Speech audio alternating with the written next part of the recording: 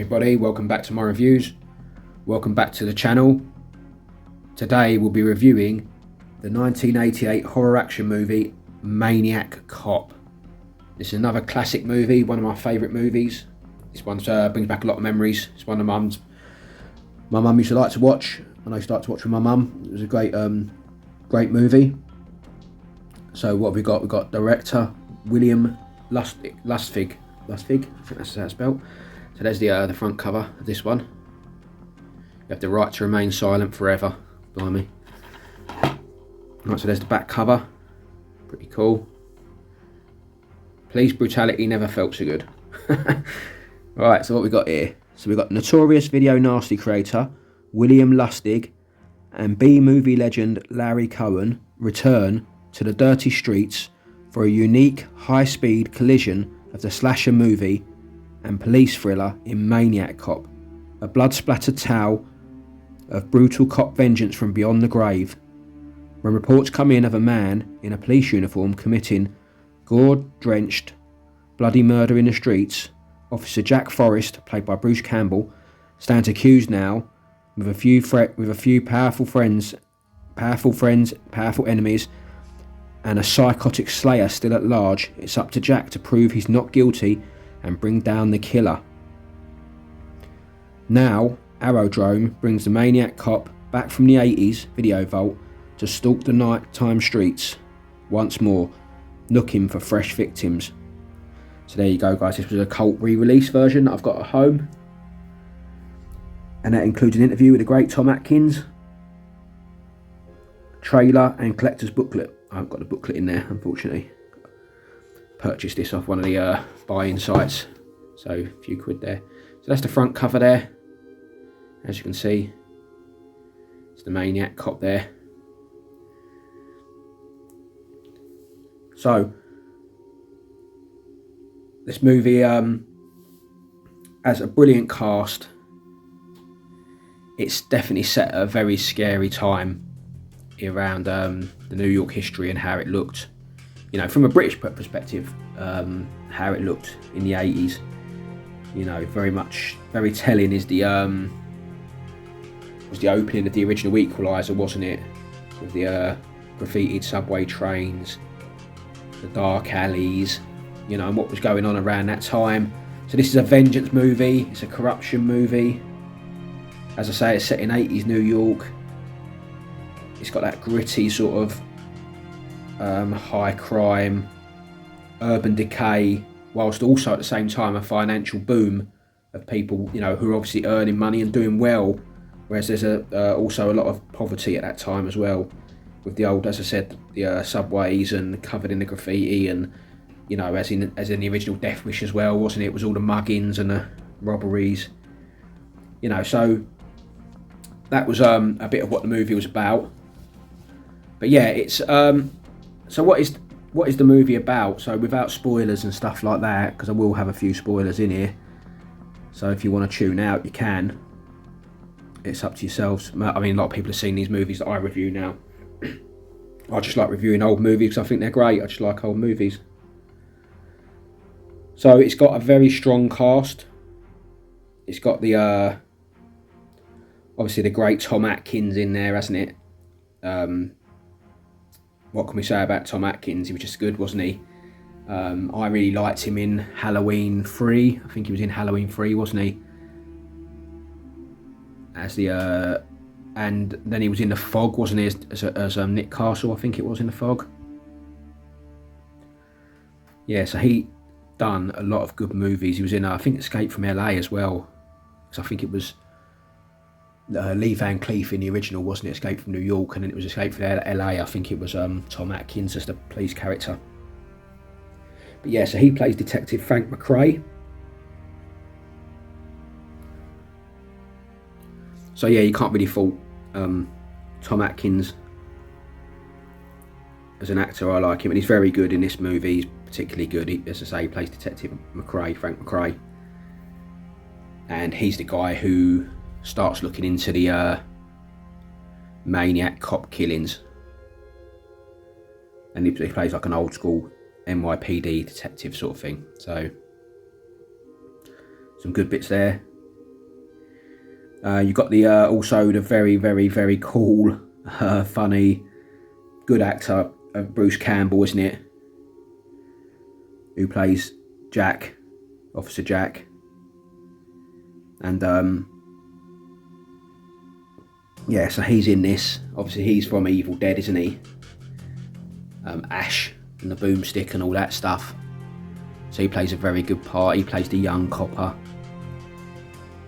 who ends up getting framed as being the Maniac Cop, you know, at one point in the movie, which is very good. We've also got Lauren London as his partner, Officer Mallory,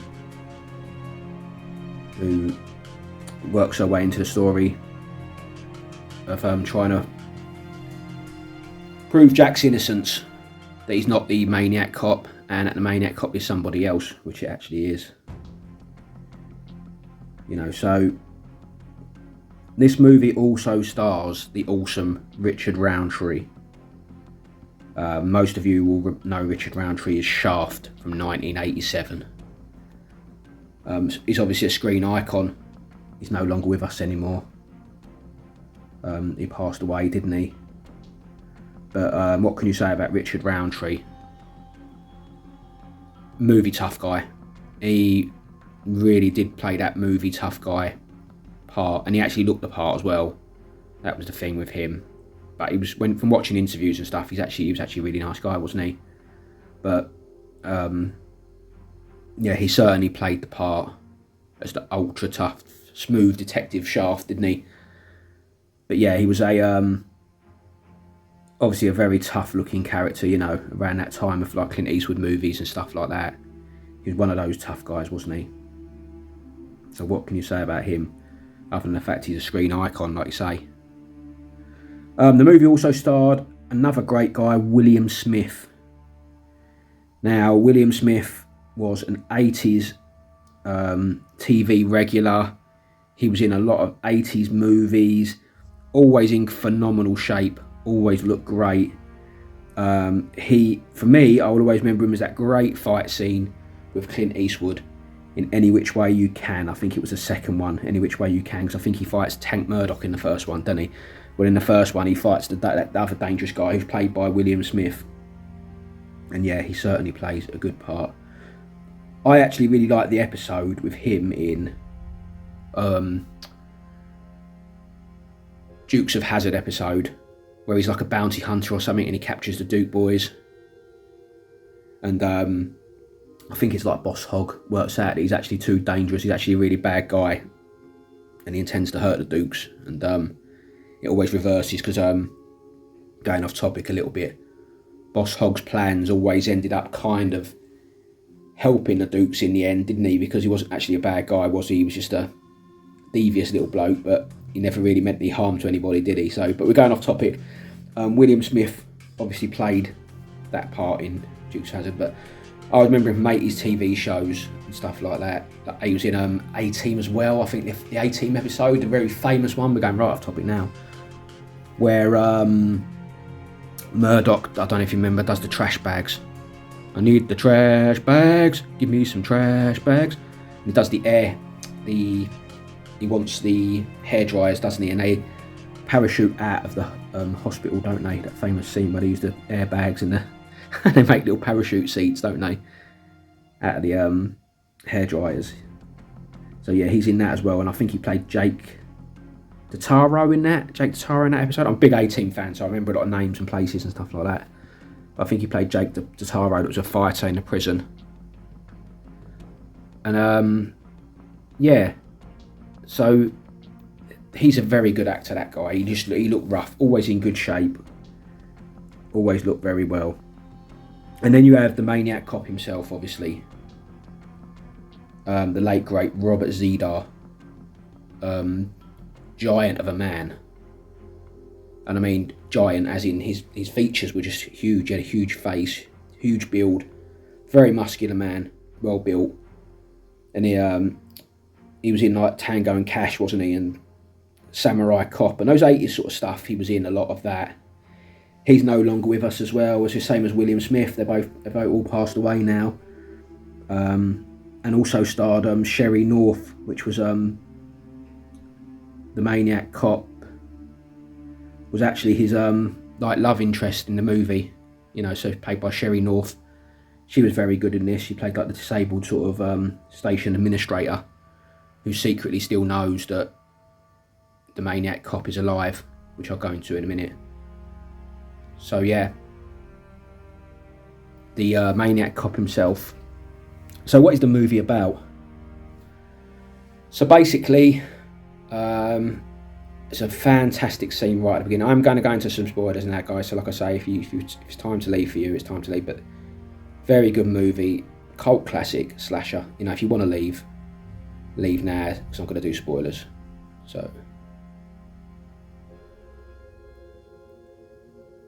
So basically, the beginning of the movie is very good. It's very dark. The beginning. It starts with like a young bar girl, barmaid, whatever you want to refer to them as, bar staff person. She's going for the night. She's finished her shift. She's on her way home, and in typical fashion, she gets these sort of typical sort of New York looking, you know, jean jacket, jeans, bandanas wrapped around the wrists and head, sort of gang members, you know, tries to sort of accost her to steal her bag, sort of thing. And she ends up running, and she runs. It's a scene that's so iconic at the beginning where she runs into this park, and she spots in the middle of the night a lone officer in this park, just dressed in full uniform. And she runs to him thinking, oh, he's going to help me. And lo and behold, this officer just has no presence of, no sort of aura about him. Doesn't answer her, doesn't speak. He just stands there staring at her in the darkness. You can't really see his face. And then he just kills her, he just murders her. And the gang members are hiding, watching it happen. And that's how the movie starts, basically.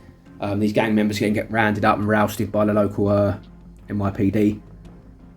And they're screaming, you know, that they haven't done anything wrong. They were only trying to rob her. They weren't trying to kill her or anything like that. And she was killed by a cop. But they won't believe it. So, but Tom Atkins' character, Frank McRae, he obviously looks deeper. He looks a little bit deeper. And he starts to look at the Maniac Cop theory, which is, again, is a brilliant part of this movie. It really does make this movie. Tom Atkins is acting, and Robert Zidar's acting as well as this, you know, cop. More reports start coming in, you know, that people are seeing this cop. And Richard Roundtree plays, I think it's the commissioner. No, he plays the mayor, that's right. And William Smith's character plays the commissioner, the police commissioner. And basically, they're trying to keep a decent public sort of spin on it, that it's not a cop, that they're in control, they know who it is, and they know what's going on. But at the same time, McRae starts looking down avenues they don't want him to look down. And this is where the film goes into a bit of the old corruption, you know, corruption in office and stuff like that. And it turns out that in the end, that McRae works out who the Maniac Cop is. And it's a copper who was like considered to be a super cop.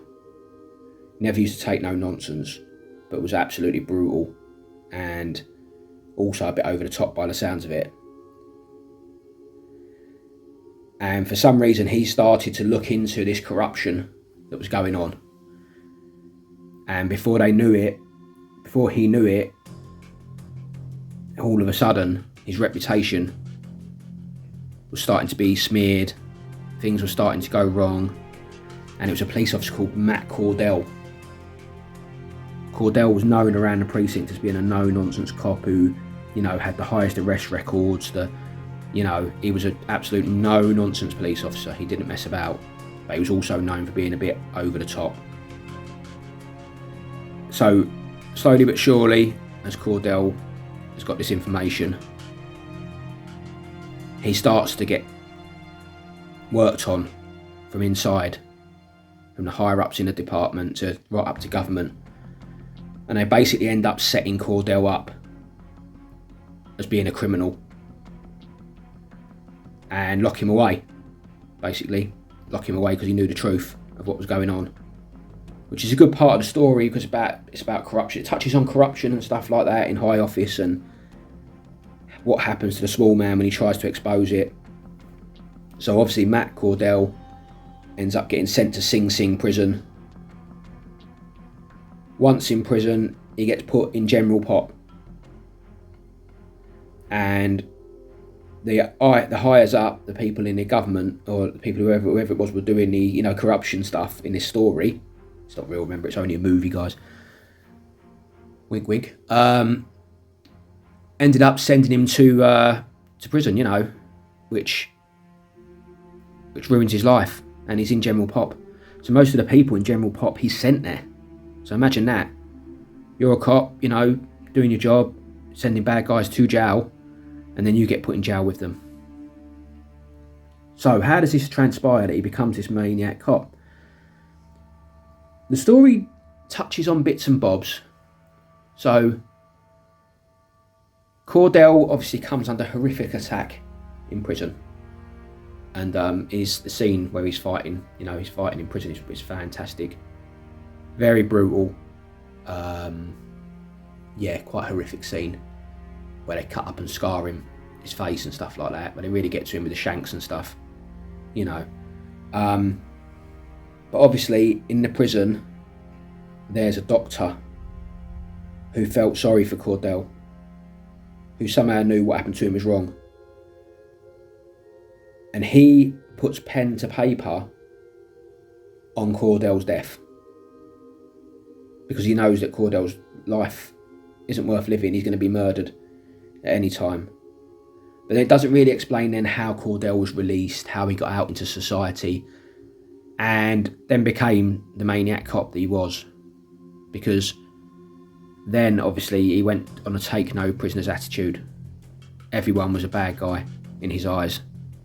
And that was why he was on the murderous spree that he was. In the first movie, there isn't such a supernatural element to him. He's more of just a wounded sort of human who's obviously lost his mind, totally psychotic, and out to... everyone's a criminal in his eyes, everyone needs to be murdered. So yeah, it's quite a hot topic of vengeance and horror. But yeah, so basically, Tom Atkins' character, Frank McRae, works out who the maniac cop is. Has an idea of who the maniac cop is. The mayor and the commissioner won't believe him because they think that Cordell's long dead and McRae's losing his mind. And they seem to want rid of McRae anyway because he's a good police officer. Seem to want rid of him. And they're worried that McRae's digging will also lead down the same road as Cordell's. Remember, all corruption always requires covering up, doesn't it? And it gets worse and worse. It does in this movie anyway. So, yeah, and it leads up to, at some point, Bruce Campbell's character Jack ends up getting framed as the maniac cop. And he has to fight to prove that he's not the maniac cop. And McRae knows he's not the maniac cop.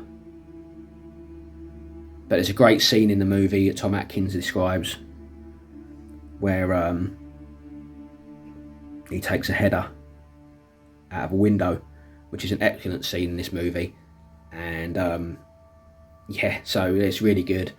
But yeah, so it leads the killing right back to the door of Jack, Bruce Campbell's character, as being the maniac cop. So it's good. And so the maniac cop, let's have a look at the maniac cop himself. He is dressed in that New York 80s police uniform, the black worker trousers, the leather belt, the cuffs on the belt, the old revolver, that the old wooden style truncheon, billy club, And those black leather jackets that the NYPD used to wear, those really thick black leather jackets with a big badge on the, on the jacket. Shirt and tie, and the typical New York NYPD flat cap. Very, very good.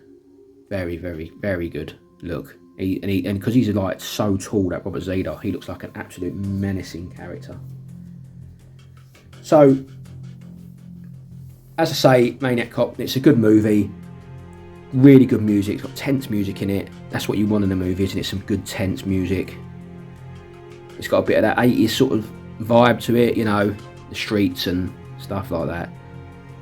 It's well worth watching this movie. It really is. It's still easy to get hold of, actually. It's quite reasonably priced now.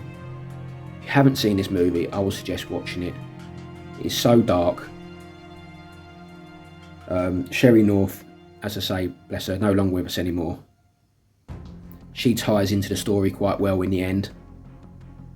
But in the end, you do just see how far fallen Cordell has. Because he just doesn't see justice anymore. The only justice he sees is everybody's death. Because he doesn't actually speak in this movie at all. You don't hear him mutter a word. But you do see his damaged and deranged look in the end, where he's been cut up and stuff. But yeah, his ultimate goal is to get the people at the top, like the mayor and the commissioner, who got him. But unfortunately, he takes everybody else along with him. So it's a story of serious vengeance, corruption, corruption in high office, violence, and what can happen when you get bad people who don't want to be exposed, who get exposed. And that's what this movie really steps into. And it's a tense movie. Like I say, he murders a lot of people who have nothing to do with the movie whatsoever. But yeah, so that is Maniac Cop of 1988. Let me know what you think of this movie, guys. I think this movie is fantastic. The opening scene with the music and the girl running, and when she actually runs into the cop and thinks, oh God, I'm saved. Boom, he just kills her, and it's like, wow, what the hell was that? Did I just see? So this was good. It followed up with another 2 movies. They weren't as good as this one. However, they did have the great Robert Davi in them. So I like the second one. Third one, not so much. But yeah, I still like them all. But again, isn't it? It's one of those things where you try to make a second one. It's so hard to capitalise, isn't it? When you made a good movie, a first good movie.